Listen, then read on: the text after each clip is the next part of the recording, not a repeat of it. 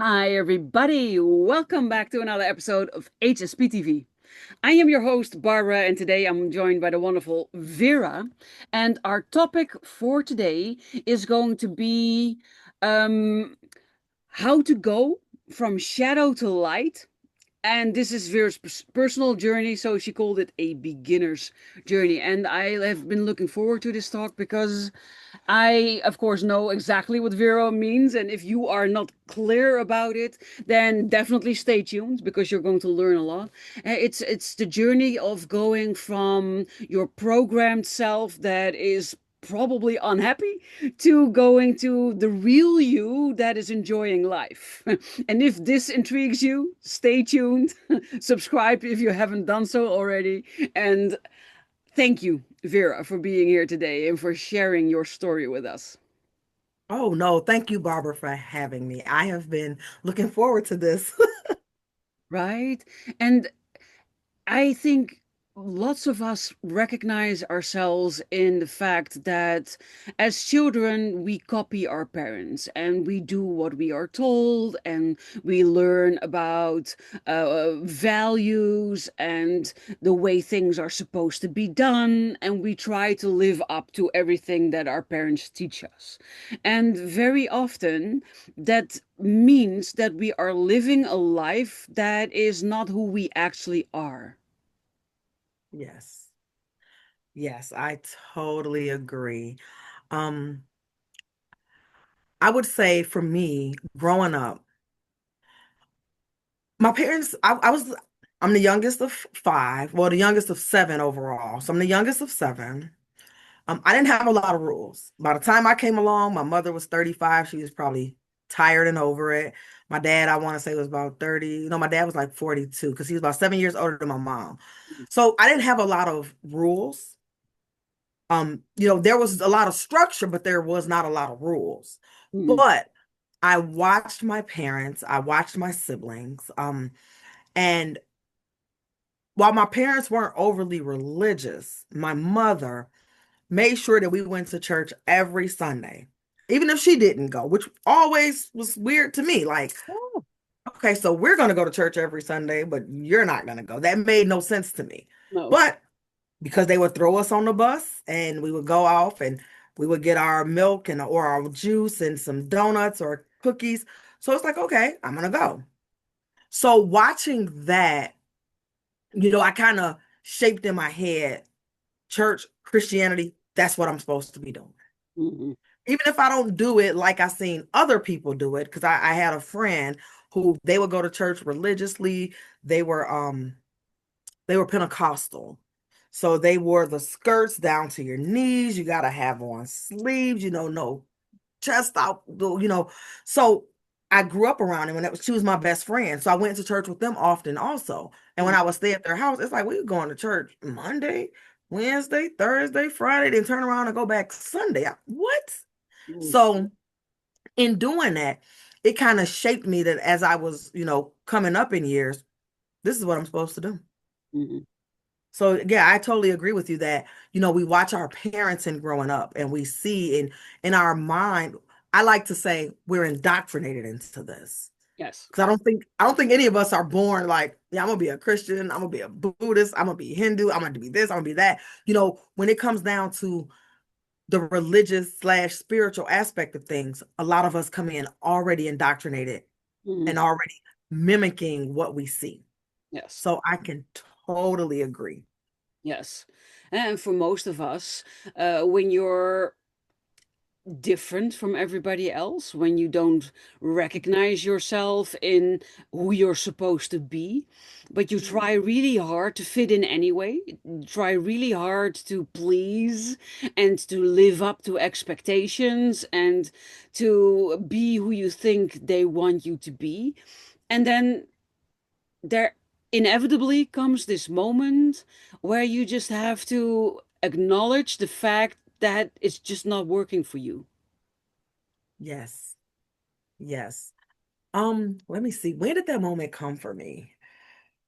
So I'm gonna say let me see, I had my son when I was 23. So early 20s, I started getting into different things. I started feeling different. I always knew I was different. I knew I was different from the time I was about 6 years old, because I would see and hear things other people didn't see or hear.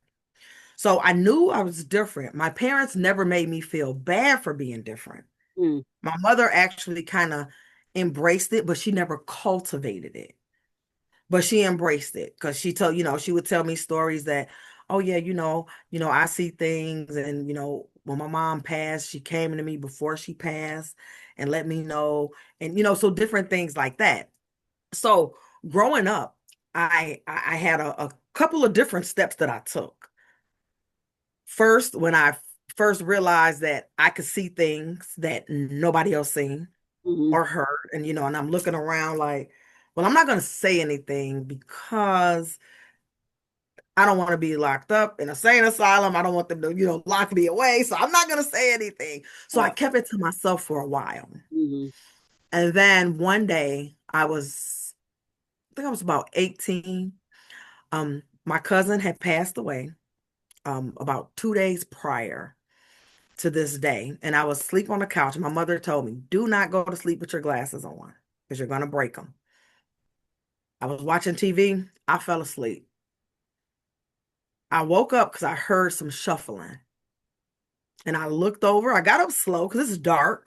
And mhm, it's like a little bit of moonlight coming through. I get up, I lift up slow off the couch, and I'm looking around and I see somebody standing there. And he turned around to me and he said, shh, I came to get my mail. All I could think in my head was, you dead. What do you mean you came to get your mail? Why are you here? What's going on?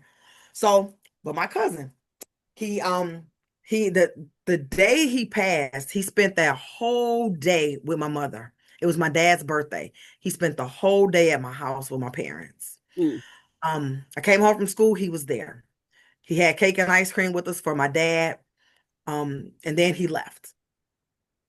The next day, it was either later that day or the next day, but I believe it was the next day is when he passed away. mhm, Um, so the day that I seen him, I'm tripping out because I know he did. I went to go see him in the hospital. mhm, He was laying there dead. He was cold. So mhm, I'm like, wow. So when I told my mother about it,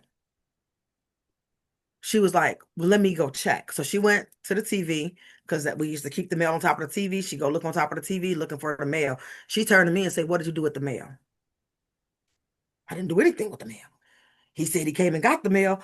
I took my glasses off and put my head under the cover and just laid there until I didn't hear anything else and didn't get up until she came and woke me up. I missed the bus that day. I was scared, you know, but we never found that mail. mhm, That moment, I knew that everything I had seen the prior years leading up to that, mhm, I was different. wow, Something was totally different.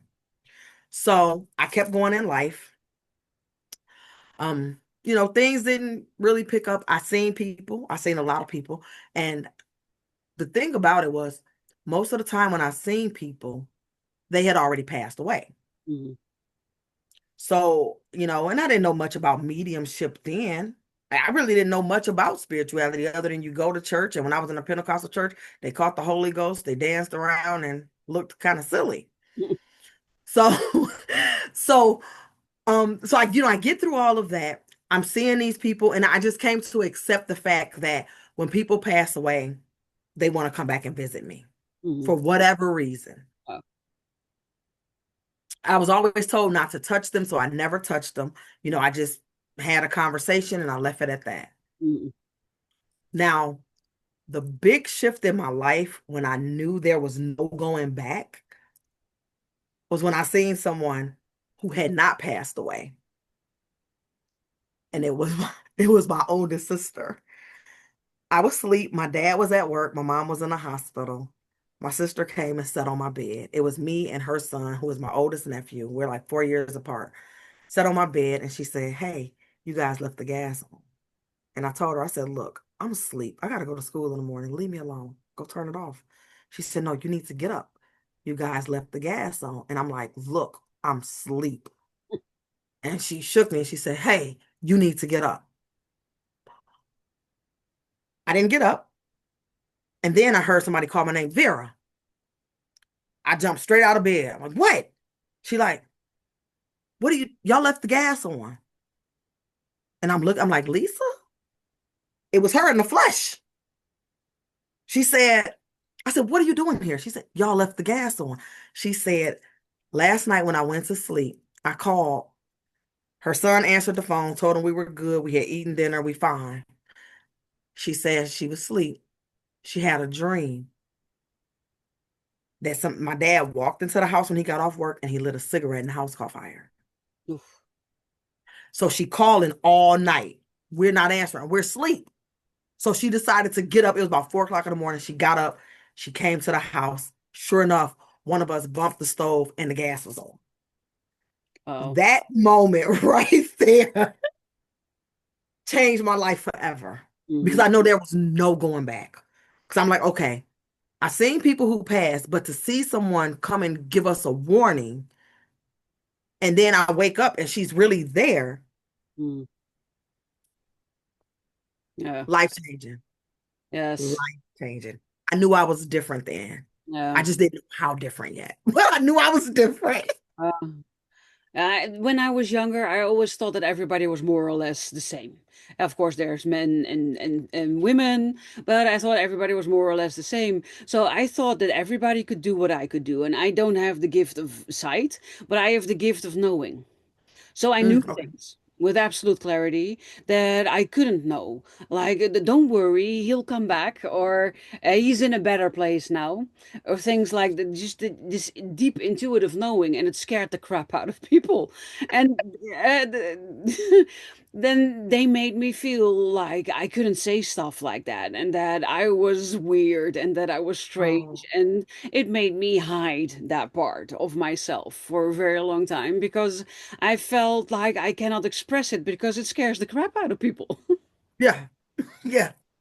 Uh, yeah, in that moment, I also knew that I was different, but I just didn't know how to handle it. I didn't know. I tried to suppress it. I tried very hard to be what I thought I needed to be, normal. Yeah. Yeah.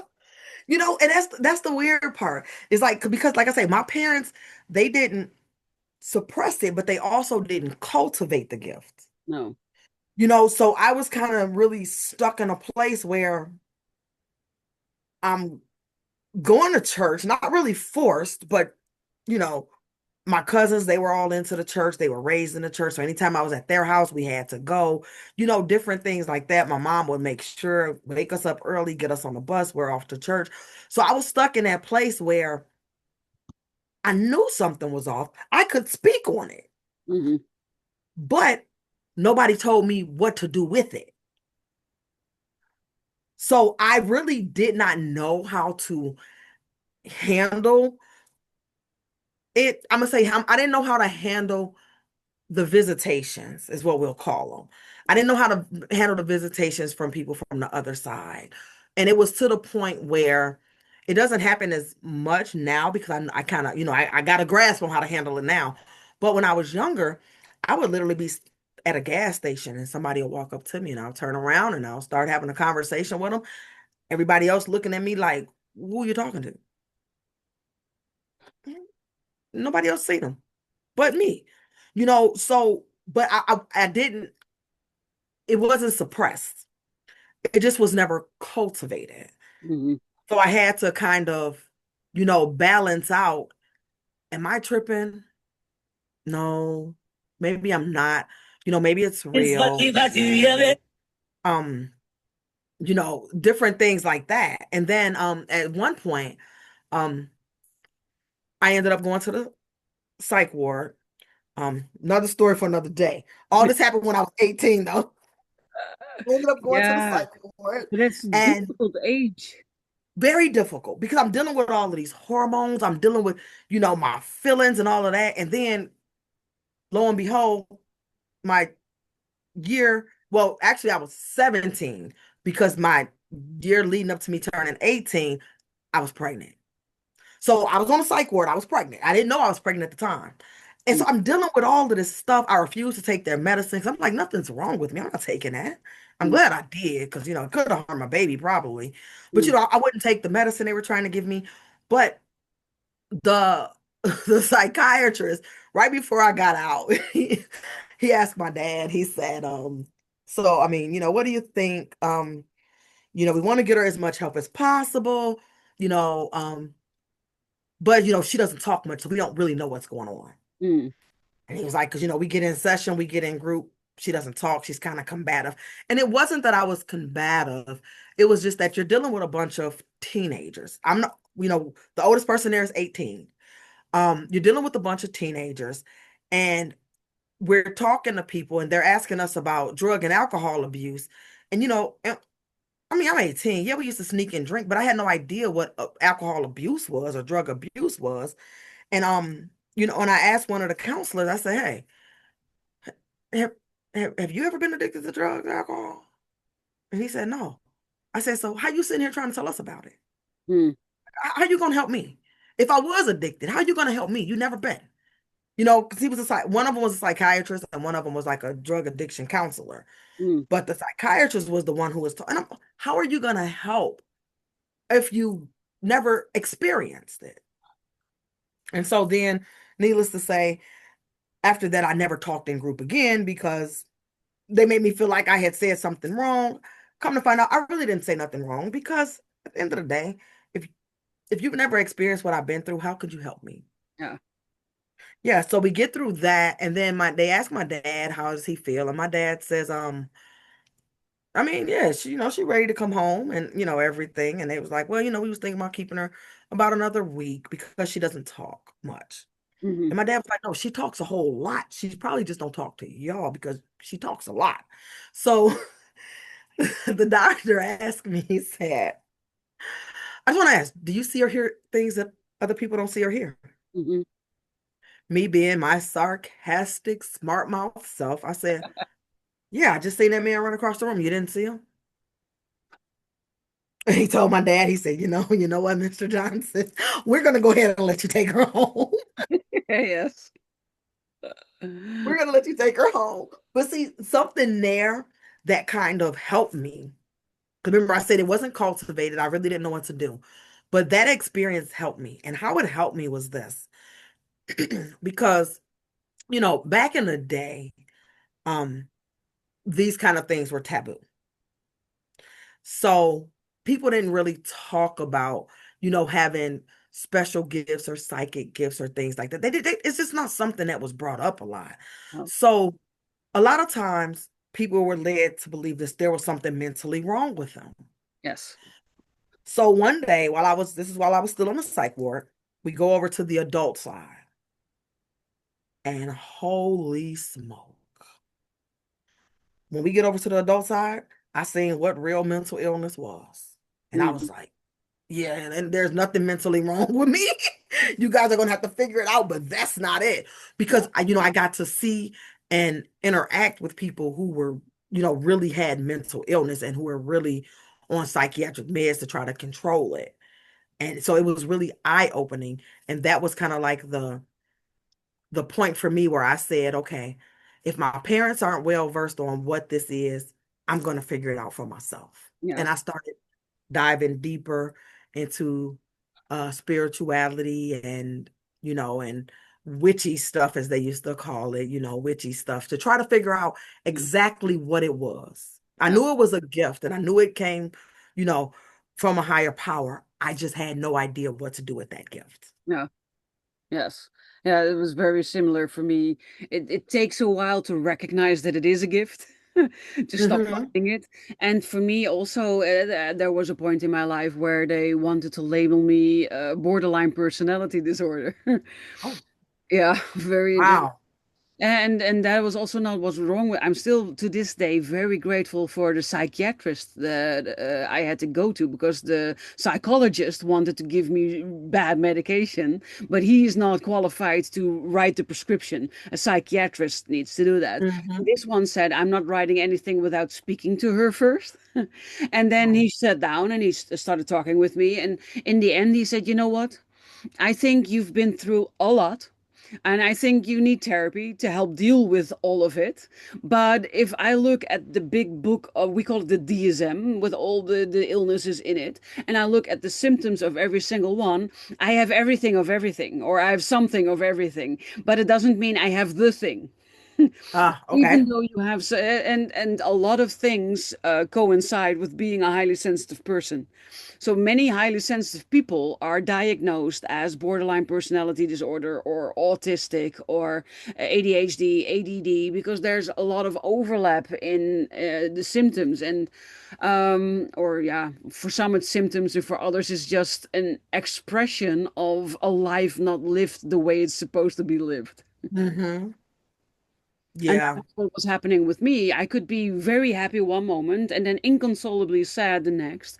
And when they asked me, why are you crying? I had no answer. I didn't know. And it was because as an empath, I take over other people's emotions as if they are my own.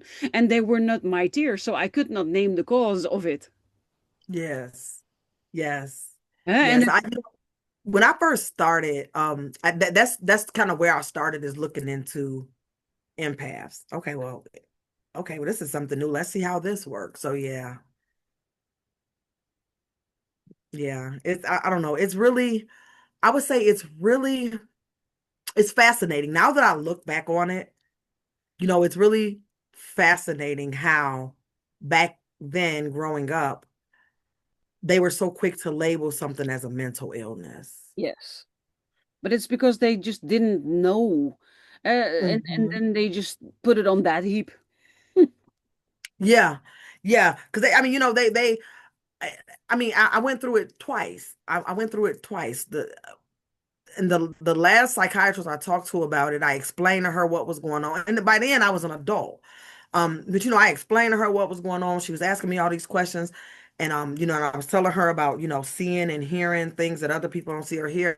And one thing that she said to me, she said, huh, sound like you might come from a family of psychics. Hmm. And that kind of took me back. 'Cause I'm looking at her like, you're a doctor. You're not supposed to be saying that. Well, when you were sharing your story about your sister, it kind of sounded like she also has the gift, Yes, my sister has, yes. right? Yes. So me and her, out of all of my parents' children, me and her are the two that's we're the most can't say it right. We are the two that are highly gifted, Hmm.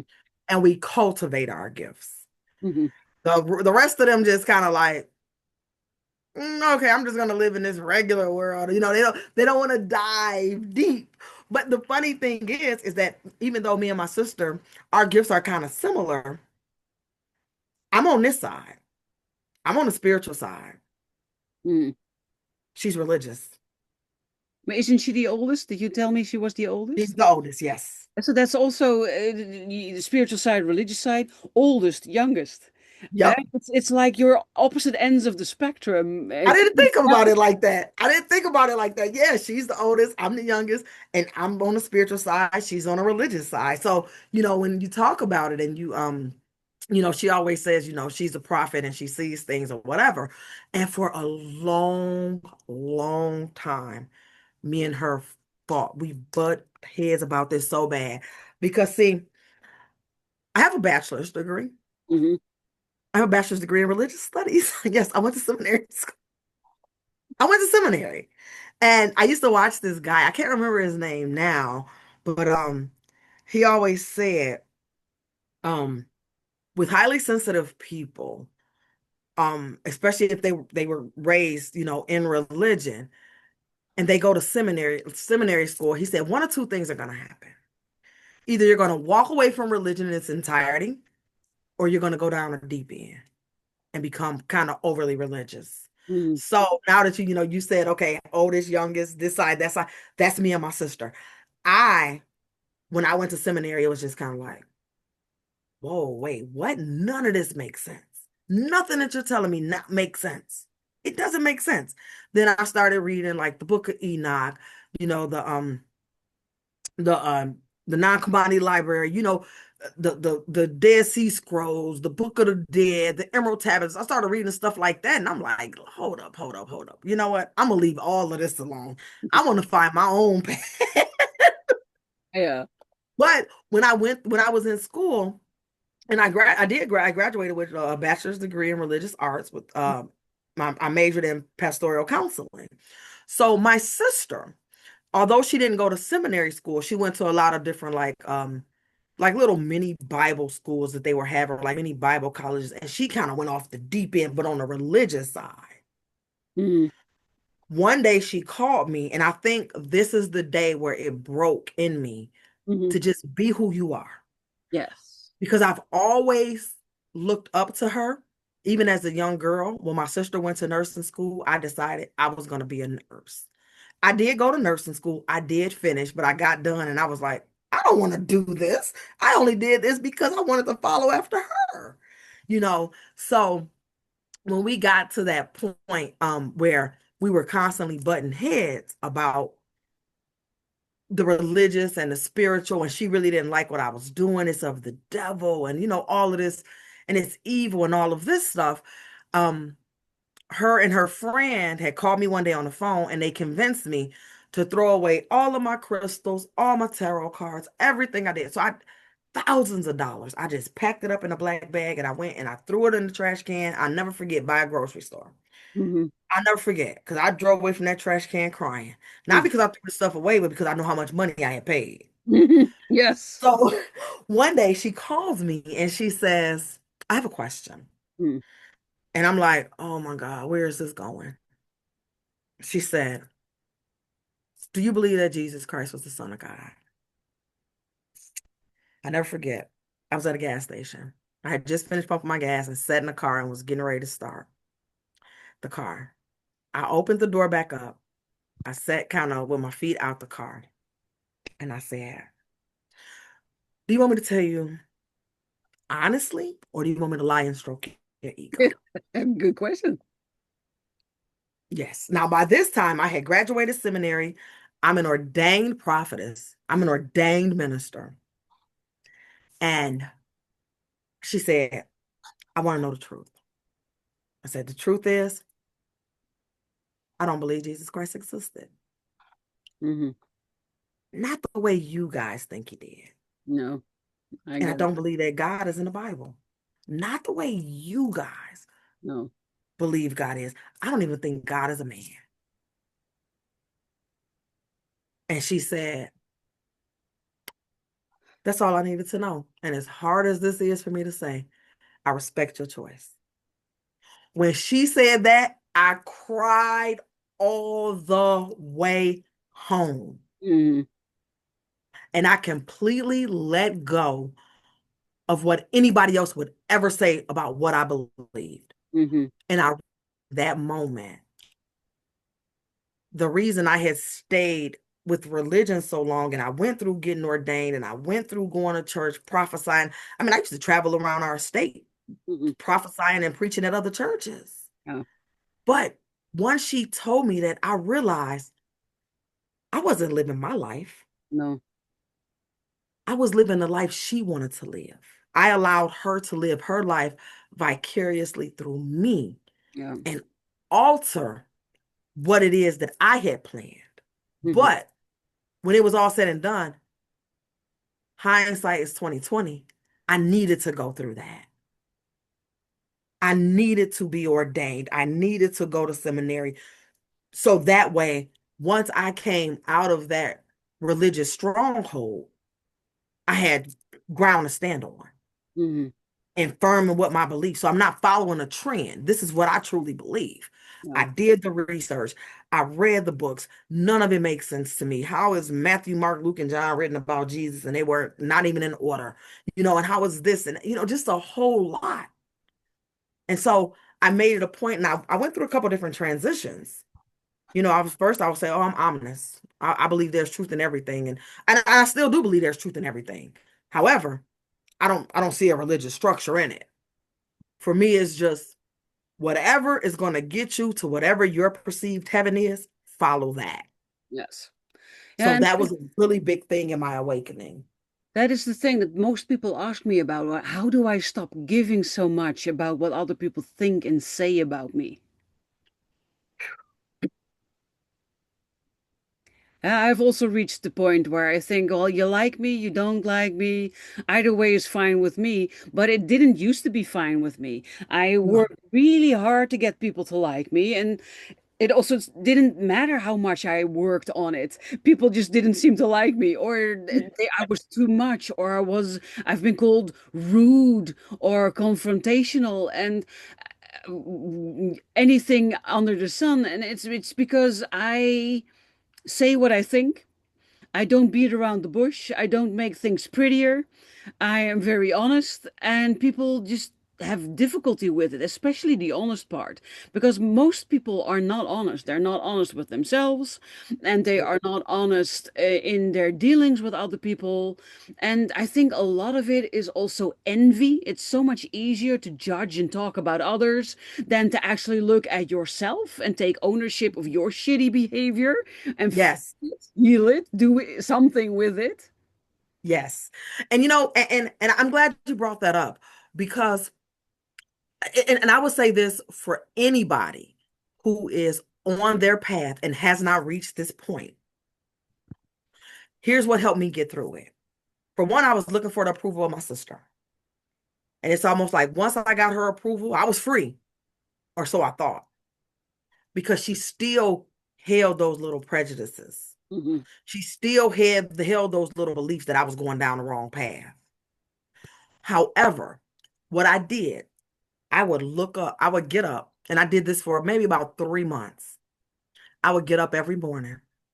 I would look myself in the mirror and I would say, Vera, do you like you?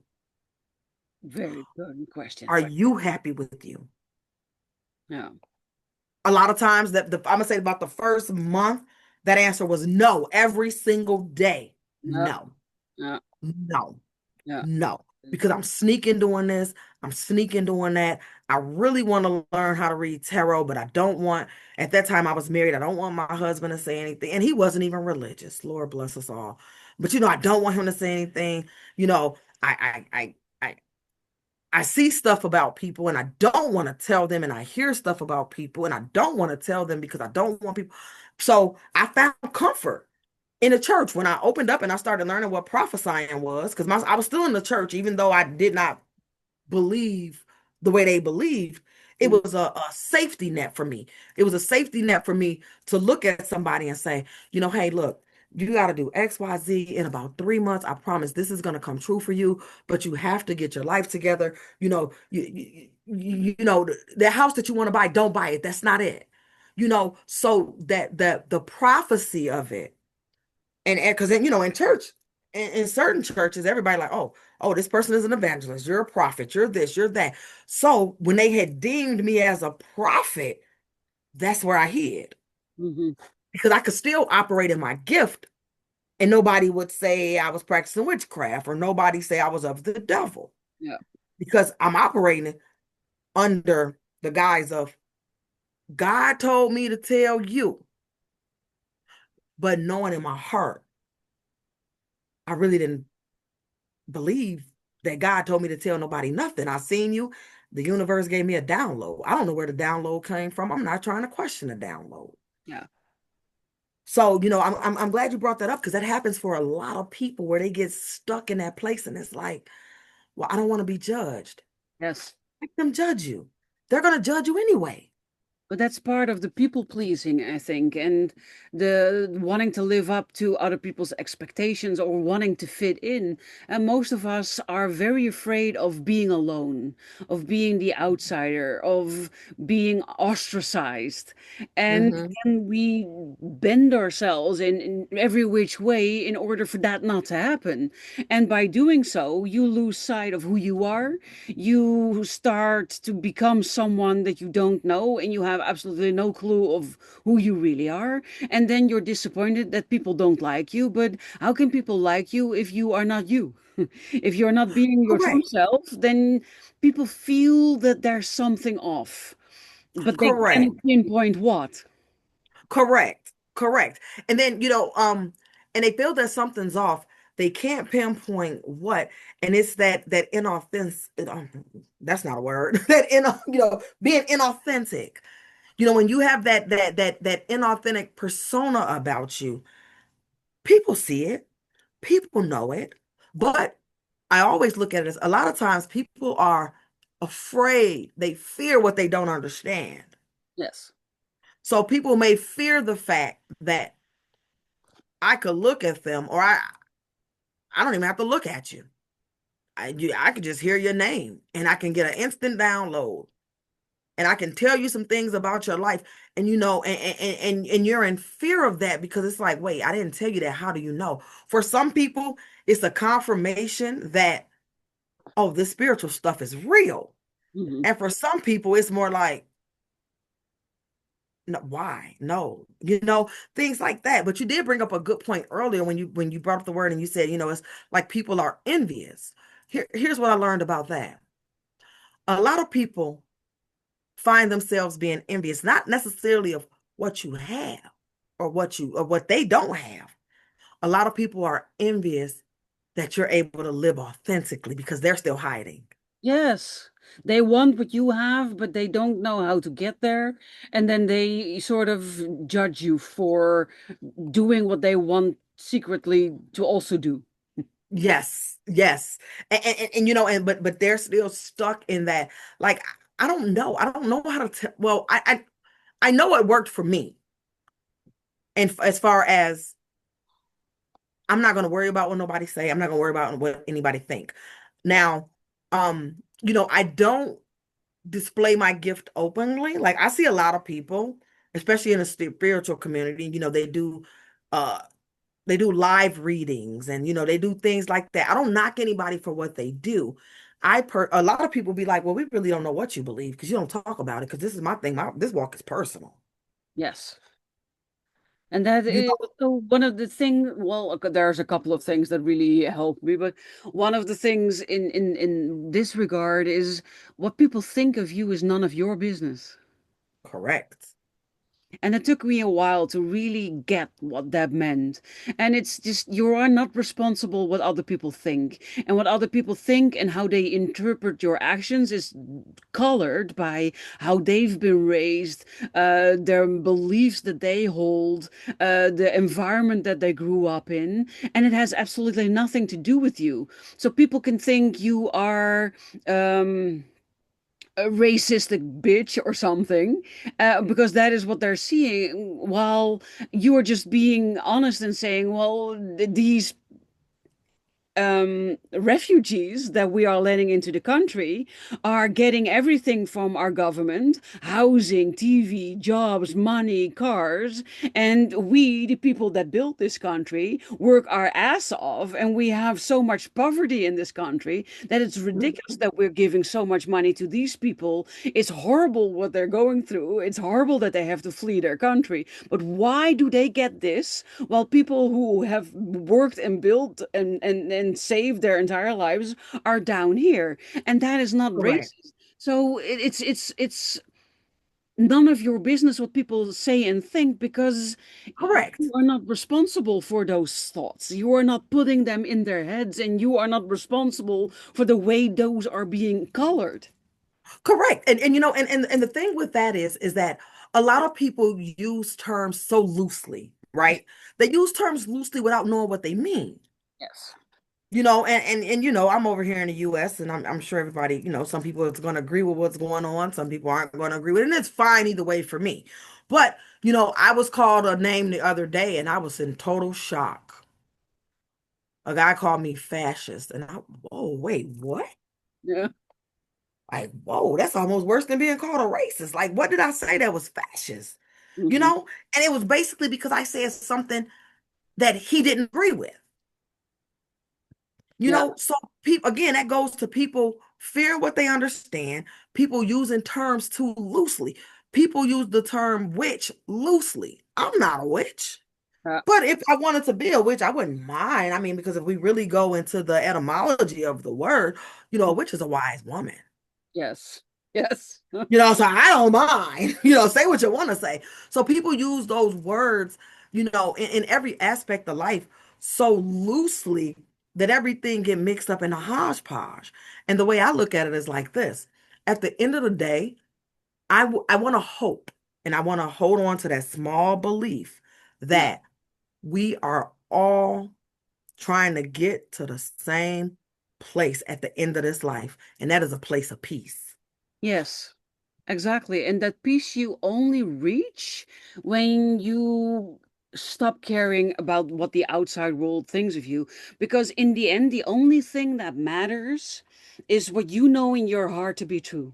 And if you know in your heart that you are a kind, generous, loving, caring person, then who cares if someone calls you a fascist or an racist bitch or a rude or whatever word that people call him, because it's usually a deflection mechanism or whatever, Yes. and it doesn't match what you know in your heart to be true. So then don't waste your time wondering about it, stressing about it, being upset about it, or any of those things, because that takes you out of the good vibration that you probably worked really hard to get yourself into. Yes.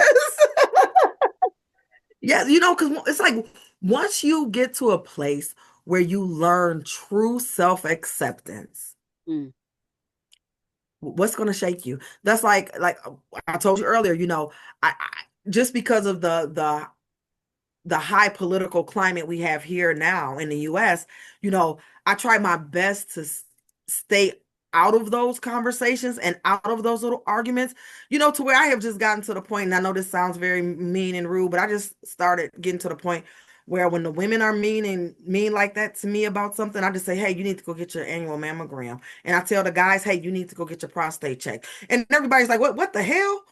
yeah. They're like, what did that have to do with it? Because I'm not going to argue with you about that. Like, go get your prostate checked. Go get your manual.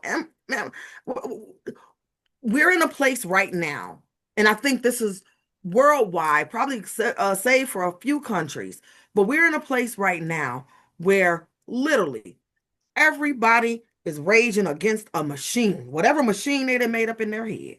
Hmm. The best thing you can do is stand firm, flat-footed in who you are. And this is the thing, Yes. whether it's the physical aspect of this world or the spiritual aspect of this world. If you don't stand firm and flat-footed in who you are and get to know real quick who you are, you're going to find yourself down a rabbit hole. And you're going to find yourself caught up and swept up in stuff that you didn't want to be caught up and swept up in. Yes.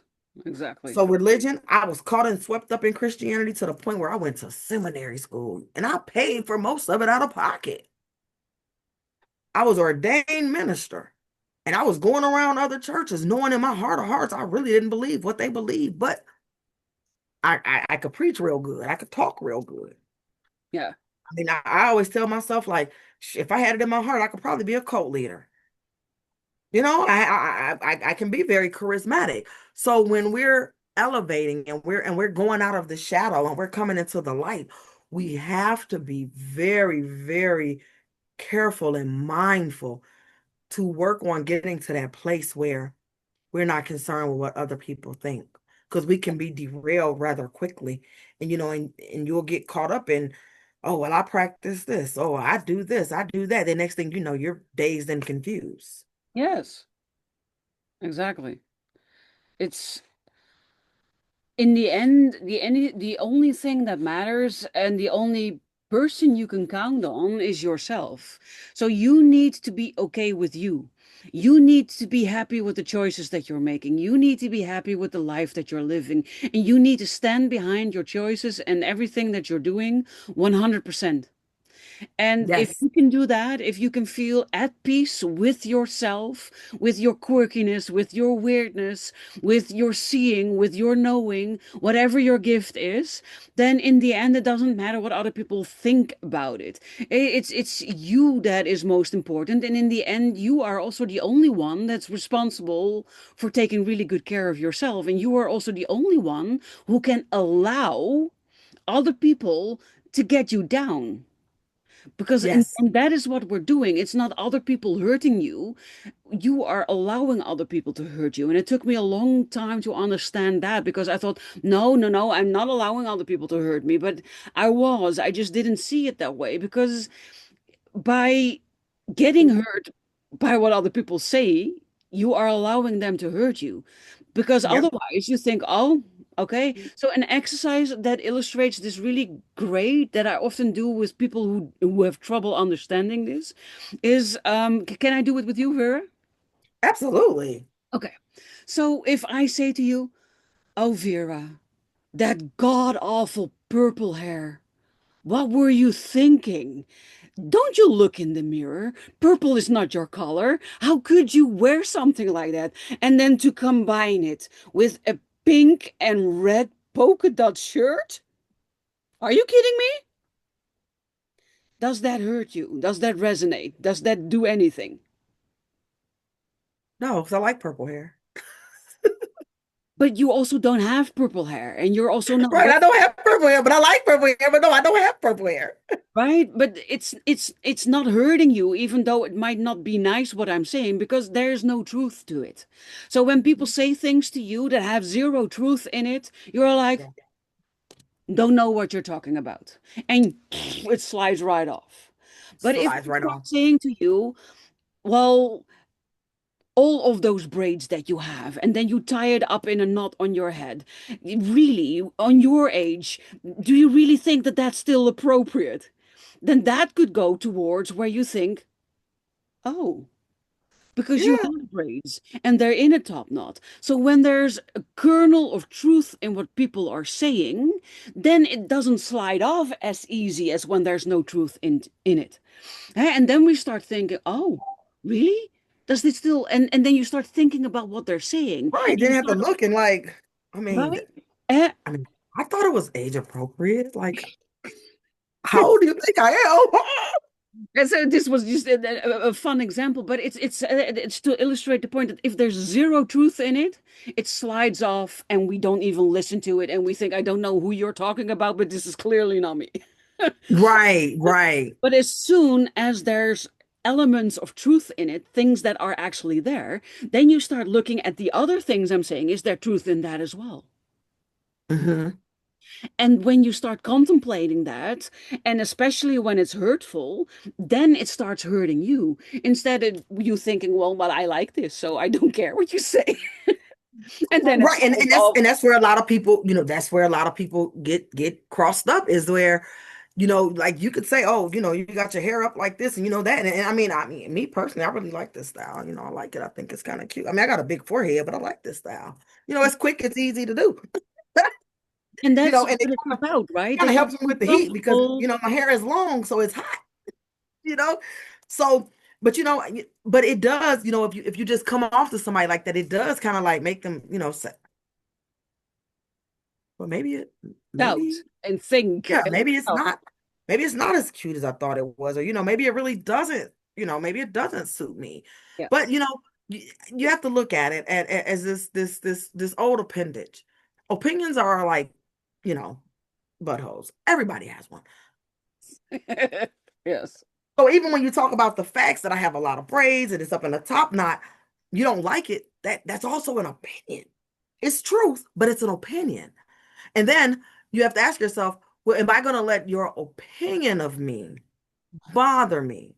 Or am I going to let your opinion of me, or what you could do is, like, I like to sit with, so recently I had some crazy stuff going on, not due to me, but due to somebody else. Um, and that incident, because of that incident, my parenting was called into question. Mm, That hurt. yes. That hurt because my oldest child is 29 years old. My youngest is 12. I have been a mother for almost 30 years. I have never had my parenting called into question by anybody. Hmm.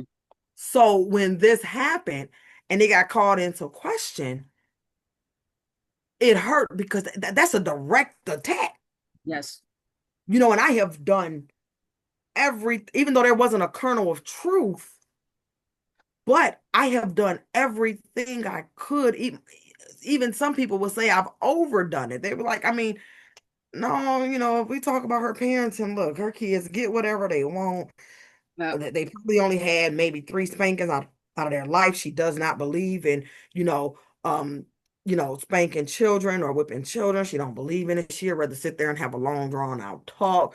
She barely raises her voice. Her child is spoiled rotten. You know, that's the type of stuff people will say about my parents. And so when someone calls it into question, that hurt me. That also because it's something that you value very much, and then you start also thinking, is there a kernel of truth in here? Mm-hmm.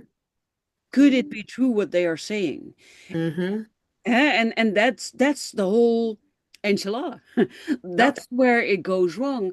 And instead of you knowing, no, I do a good job parenting and my children are fabulous, or I've raised them right, and yes, they're children and they need lessons learned, but the structure, the foundation is great. So I don't know what your problem is, but it's Right. your And problem. but then I had to ask myself, like, did I make a misstep? Yeah. So stuff like that. And and to me, those are the type of things that should cause us to pause, but not pause as in questioning ourselves, but just pausing as a reflection to, okay, I see how this could have been misconstrued. I'm going to do what I need to do to make sure it doesn't happen again. Yes. And that's the same thing when it comes down to spirituality and people, saying things about you. Like I used to have people all the time, and I don't know why, but people used to always come on my Facebook page and they used to always be like, "Oh, you're a witch," or they would inbox me, "Are you a witch?" And I'm like, "How did you figure that out from my Facebook page?" Like, well, you know, I had to learn um over the years to not let what other people, and not only just other people, strangers, Hmm. not to allow, because when your family and friends are doing it, that's going to sting a little. I don't care how human we are. It's Yes. going to sting a little. Yeah. But when A complete lot. strangers, so that's why I like when the guy, when they call me a fascist, what? You don't even know me. What are you talking about? No. Like, you can't be talking about me. Like, there nothing, just because I don't agree or I have no sympathy or empathy about certain situations does not mean I'm fascist. I think you should look that word up before you go spewing it Mhm. so you can get an idea of what it means. Yes. But it was a stranger. So after I told him or her to go get their mammogram and their prostate, I didn't think anything else of it. Yeah. Because I didn't let it stick. Because one thing I learned on this journey of my 47 years on this earth is that when it all comes to it and everything is said and done, I am the only one I have to live with for the rest of my life. I have children. I don't have to live with them for the rest of my life. Hmm. I have to live with my parents for the rest of my life. My parents have passed away. I don't have to I'm the only one I can't get away from. I'm the only one I can't escape. If I don't want to be bothered with my kids, I can go take a drive to the beach. Don't want to be bothered with the cat, go put them in a room somewhere. I don't want to be bothered with people, I stay in a house. But when I wake up, I'm still Vera. When I go to sleep, I'm still Vera. Yes. When those things hurt me, I'm still Vera. So I have to ask myself on this journey constantly, like I said before, am I okay with Vera? Am Yes. I happy with Vera? Yes. That's it. Yes. I'm the only one that matters. And I tell anybody, my kids know this. If my kids will say, you ask my kids, who do your mom love? You or herself? My kids will tell you herself. Because if she does not love herself enough to function properly, she can't do anything for me. No. That's No. how I got rid of people. Look, that's how I got rid of people pleasing. Because I'm like, look, I'm trying to do all this. I'm going to seminary school, doing this, doing that, trying to make everybody else happy. The whole time I'm miserable. Yes. Yes. I had to love Very me miserable. first. And Yes. in the end, that is exactly what it is about. I remember I got an exercise, and it was to every morning when you get up, go to your bathroom mirror, look yourself deeply into the eye, and then say, "I love you." Oh, Yes. that I couldn't do that. There are so many emotions that were coming up and crying and what's not. Because if I were very honest with myself, I didn't like the person that I was trying to please everybody, Mm, and I was miserable and I didn't like my life. And from 15 on, there were several moments where I actually thought I don't want to live like this. Where I remember distinctly when I was 18, I was riding my bike and I got to a really busy intersection and I just crossed it. I didn't look left, I didn't look right, and I thought if someone right just drove over me right now, I would be fine with it. And it's not that you want to die, it's just that you're so miserable that you don't see any way out and you just don't want to feel like this anymore. right. Well, lots of people recognize themselves in this. So if any of what Vera and I have been talking about in this episode resonates with you, or if you have a similar story that you'd love to share, we would love to hear it. It always helps to share your story and to have other people know I'm not the only one going through this. And there are more people in situations like this, feeling like this, struggling with this. So share it in the comments below this video. And this exercise, looking yourself in the eye and saying "I love you," it was extremely confrontational, and it Mhm. really exposed the root of the problem. I wasn't loving myself because I honestly didn't know who I was. Yeah. Yeah. I went through that. I went through that in my marriage. I lost myself. Hmm. I lost myself. And that's how I came out of it. I would go to work and I was always crying, always sad, but I would go down in the mirror. And so we had like two floors and I would work on the top floor, but I would always go down to like the first floor so nobody can accidentally walk in. So I go down on the first floor and I go in the bathroom and I work late at night and I would look in the mirror and I would always talk to myself, looking deep in my eyes. What's wrong with you? Why are you staying in this marriage? This is toxic. This is unhealthy. Do you love you? So yeah, mirror work. I'm a huge fan of mirror work. Yes, Huge fan. me too. I believe mirror work will set a lot of people free. Mirror work, shadow work. So Yes. I think if I had to pinpoint the biggest lesson that I learned is that for all the years I looked for answers outside myself, solutions outside of myself, never really finding the thing that really helped. It turned out that the answers were inside myself all along, and I was looking in the wrong place. And Yeah. you need to go within.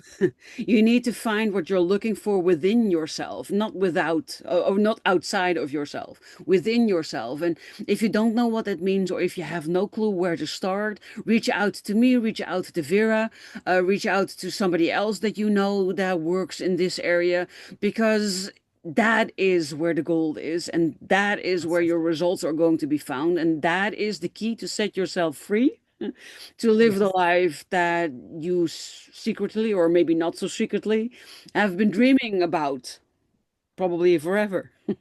Yes. Yes. Yeah. Yep. I agree. I Oh, totally agree.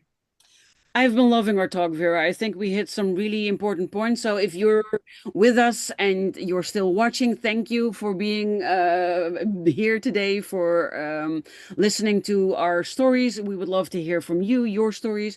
If you have a biggest insight, share that. If you have questions, share those. If you want to reach out to me, my links are always below, but I can also imagine that you might want to be able to reach out to Vera. You resonated with her energy or with her story. So if people wanted to contact you, Vera, where would they go? If you want to contact me, you can find me on Facebook at Vera L. Johnson. That is the fastest way to get in touch with me. I also have a website. My website is www.thehealing-chamber.com. On my website, you'll find the products that I share a lot of ritual tools, a lot of products to help with the healing process. I also do mentorship and life coaching along with spiritual readings. You can always sign up for a free clarity call. You can do that through my website. It costs you nothing but 30 minutes of your time. You don't have to work with me after the clarity call. I do clarity calls for free because I am truly here um, to help to Nice. help. And I know what it's like to be stuck. I know what it's like to feel like you don't have anyone to reach out to. I've been through the healing process and I'm still on my healing journey, which is why I started the healing chamber because I believe that healing is lifelong. Yeah. So those are my best two methods of contact. I love that. I agree with you. I think we are never done healing. I think we're never done learning. And I also believe that the more we heal and the more we learn, the better life becomes. Yes, absolutely. I, for one, I'm having so much more fun. I am finally living my dream. I worked really hard to get there, and it doesn't mean it's easy. God, no, it's not been easy, but I am doing it. And today I was walking along the river, and it was just the first day in 4 weeks that I had any type of breathing room and peace, and it finally hit me. You're doing it. The thing that you've been dreaming about for years, you're doing it. The thing that you've been working towards for years, you're doing it. The thing you worked your ass off to get there, you're doing it. And you're not only doing it, you're loving it. You are having your new experiences. You are experiencing your freedom. You are walking in new places, discovering new places, meeting new people, trying out new foods, and trying out everything new under the sun. And you're doing it. And I had to stop and really stand physically still with that realization and just let it sink in. So the point of our talks and our talks specifically, but all the talks on my shows are to show people that, well, you're not weird, you're not strange, you're just you, and you are perfect, and dreams can come true. And dream big, work for it, and don't lose faith in whatever you feel you are called towards. Yes. Nice. Yeah. That is absolutely beautiful. And I am so jealous of you living your dreams. I'm also jealous of me. I mean, I'm living my dream. I'm living my dream. I didn't want to work for corporate America. I left corporate America. So this is what I do. But I am so jealous because, you get to travel and I don't quite get to travel because I still have a young kid at home, but soon, soon. No, and even that doesn't have to stop because I had a friend and her daughter was traveling with her then 4, 5, 6, 7, 8, 9-year-old son. That's how long she traveled. And she homeschooled him through the world school wherever she went. Oh, Yeah. So she also made it happen. So in the end, the limitations that we see are most often only in our head. And we need to just, well, go after what we want. yes, I agree. I agree. Well, thank you, Vera, for being here, for sharing your story. It's been an absolute pleasure, and I really enjoyed our talk today. Oh, Barbara, no, thank you for having me. Like I say, I was looking forward to this. Um, it's not often that I share my story and some of those neat little details of my life. Mhm. God, there's a lot more where that come from. Yeah, But I thank you for allowing me in your space. I really, really appreciate you. And I enjoyed it. me too. And of course, you out there, listener, viewer, thank you for your support. Thank you for supporting this channel and making it possible for me to have these wonderful talks. Again, if you feel called to share your story, I would love to read it. I respond to every single one of you. If you have questions, put them in the comments. If you have an insight, put it in the comments. I would really love to interact with you. If there's a topic that you'd like to learn more about, then also put it in the topic in the comments. And for today, I wish you an amazing rest of your day, and I hope life brings you everything that you've been dreaming about. Until next time.